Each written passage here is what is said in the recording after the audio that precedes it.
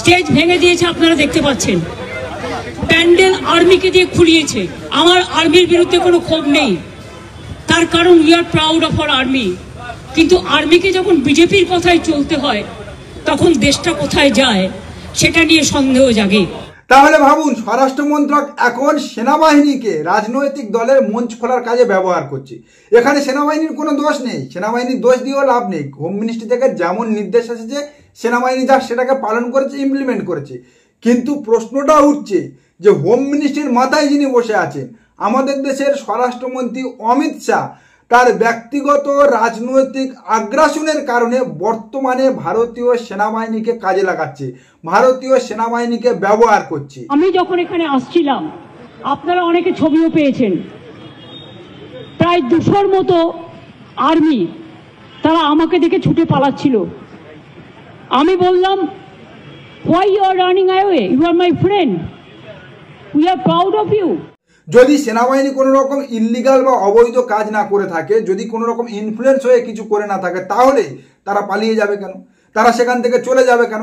তাদের আন্ডারটেকিং জায়গা, তাদের প্রিমিসেস, কোনো রাজনৈতিক দল অনুমতি নিয়ে সেখানে সভা করছে।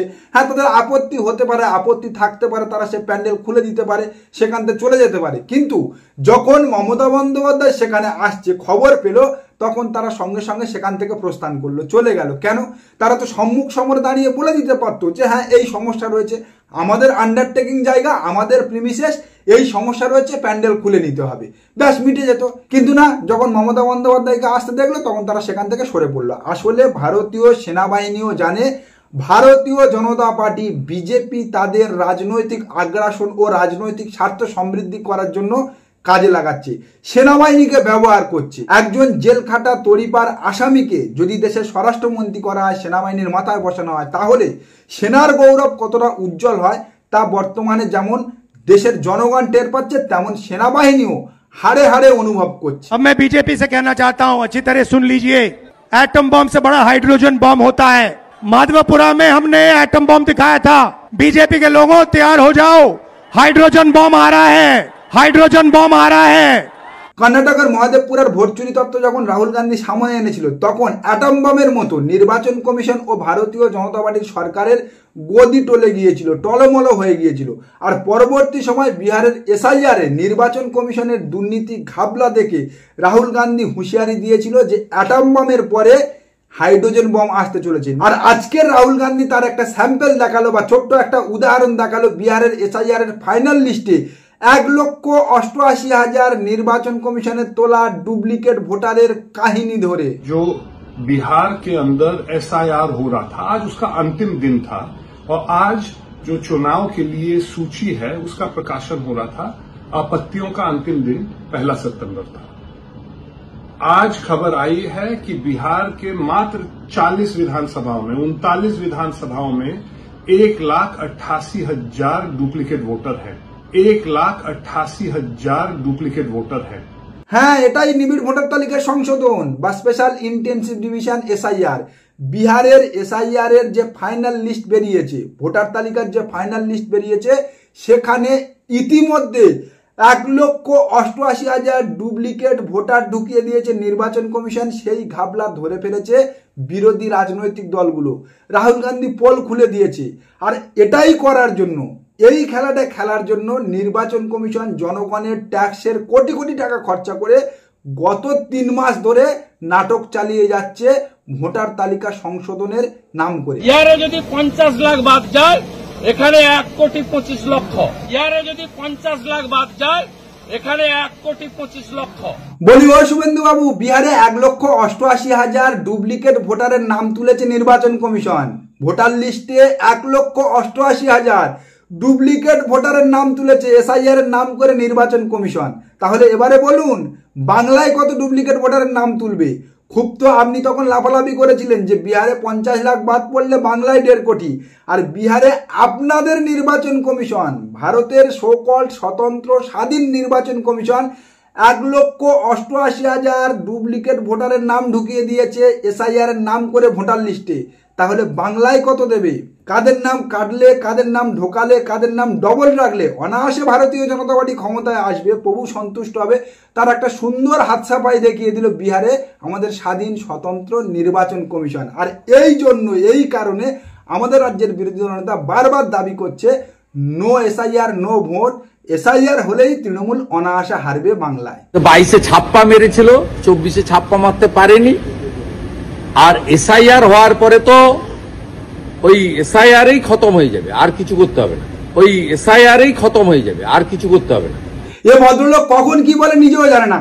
আগে বলেছিল যে 2024 লোকসভা নির্বাচনে ব্যাপক রিগিং হয়েছে, ছাপ্পা হয়েছে, যে কারণে অভিষেক বন্দ্যোপাধ্যায় ডায়মন্ড হারবার থেকে 7 লক্ষ ভোটে মানে রেকর্ড মার্জিনে জয়লাভ করেছে। আবার এখন বলছে 2024 লোকসভা নির্বাচনে কোনো রকম ছাপ্পাই হয়নি, ভারতীয় জনতা পার্টি কোনো রকম ছাপ্পা করার সুযোগ দেয়নি।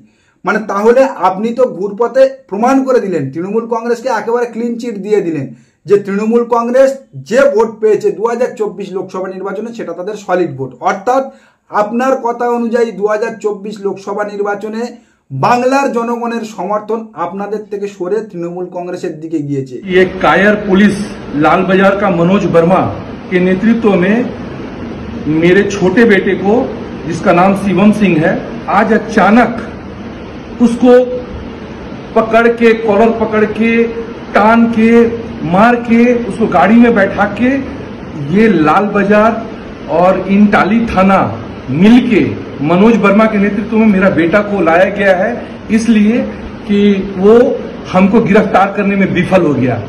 अरे बेशरम पुलिस, तुम लोग इस हद तक उतर जाओगे हमको नहीं पता था। लेकिन जब हम जा रहे थे अभी थाना में तो मेरे बच्चे लोग रोक रहे हैं कि हम लोगों को अंत देखना है, हम लोगों को अंत देखना है। तो मनोज वर्मा कल तेरी भी बीबी के साथ होगा, तेरे भी बच्ची के साथ होगा। तो मनोज वर्मा कल तेरी भी बीबी के साथ होगा, तेरे भी बच्ची के साथ होगा। এই বহিরাগত গুটকাখোর জানোয়ারটা এর আগে বাংলা পক্ষকে হুঁশিয়ারি দিয়েছে, তৃণমূল কংগ্রেসকে হুঁশিয়ারি দিয়েছে। কদিন আগে কংগ্রেস কার্যালয় ভাঙচুর করলো, আর বর্তমানে কলকাতা পুলিশ কমিশনারের পরিবারকে থ্রেট করছে, কলকাতা পুলিশ কমিশনারকে চ্যালেঞ্জ জানাচ্ছে। জানি না কলকাতা পুলিশের ইন্টেলিজেন্স কি করছে। কলকাতা পুলিশের ইন্টেলিজেন্সকে বারবার থ্রেট করছে, ফেসবুক লাইভ করে গর্তে ঢুকে একটা বহিরাগত ভুঁইফোড় জানোয়ার। আর কলকাতা পুলিশ নাকি তাকে হন্য হয়ে খুঁড়ে বেড়াচ্ছে, কলকাতা পুলিশ নাকি তাকে খুঁজেই পাচ্ছে না। মাঝে মাঝে তো সন্দেহ হয় যে শুভেন্দু অধিকারীর থ্রেট শুনে, শুভেন্দু অধিকারীর কথা শুনে কলকাতা পুলিশ না জানি পাঁচিলে উঠে বসে আছে। রাকেশ সিং এর বিরুদ্ধে অভিযোগ থাকলে মামলা হবে, সে লিগালি লড়বে। তার ছেলেটাকে, যাকে আপনাদের কোনো ক্যামেরা কংগ্রেস অফিসের সামনে দেখাতে পারবেন না, মাঝরাতে তুলে নিয়ে গেছে সিভিল ড্রেসে গুন্ডামি করে। এবং এই ছবি দেখলে যে কোনো লোকের চোখে জল আসবে। ওই বাচ্চা ছেলেকে শুধু তুলে যাওয়া নয়, রাকেশ সিং এর মেয়েকে যেভাবে মেরেছে, এই ছবি যদি দেখেন, দেখুন, সরি টু, মানে আমি বাধ্য হলাম এই ছবিটা দেখাতে। রাকেশ সিং এর মেয়েকে, এই পুলিশকে সরকারের সার্ভেন্ট বলবেন না গুন্ডা বলবেন? জিন্সের প্যান্ট, টি শার্ট, 8 মাস পরে ছবি ধরে ধরে এদেরকে বিরুদ্ধে ডিসিপ্লিনারি অ্যাকশন শুধু নয়, এই গুন্ডা পুলিশের লোকেদের ছবি ধরে ধরে জেল খাটাবো আমরা, বলে রাখলাম। পরশু বলেছিল রাকেশ সিং এর সঙ্গে আমার সম্পর্ক নেই, রাকেশ সিংকে আমি চিনি না। রাকেশ সিং কেবলমাত্র ভারতীয় জনতা পার্টির সমর্থক ও সদস্য। আর আজকের যখন মাথা ধরতে কান টেনেছে কলকাতা পুলিশ, তখন গায়ে জ্বালা পড়া শুরু হয়েছে। যেভাবে জ্বালা পড়া হচ্ছে এবং যেভাবে উতলা হয়ে গিয়েছে, উত্তেজিত হয়ে গিয়েছে আমাদের রাজ্যের বিরোধী জনতা, তা দেখে তো মনে হয় এই মেয়েটা আসলে রাকেশ সিং এর, তো ছেলেটা আসলে রাকেশ সিং এর। তো আরে বাপ রে, ये तो धोती खोल रहा है। নমস্কার, আজকের প্রতিবেদন এখানে শেষ করলাম। দেখা হচ্ছে আগামী কোনো প্রতিবেদনে। আমাদের প্রতিবেদন সম্পর্কে আপনাদের মতামত অবশ্যই জানান আমাদের কমেন্ট সেকশনে।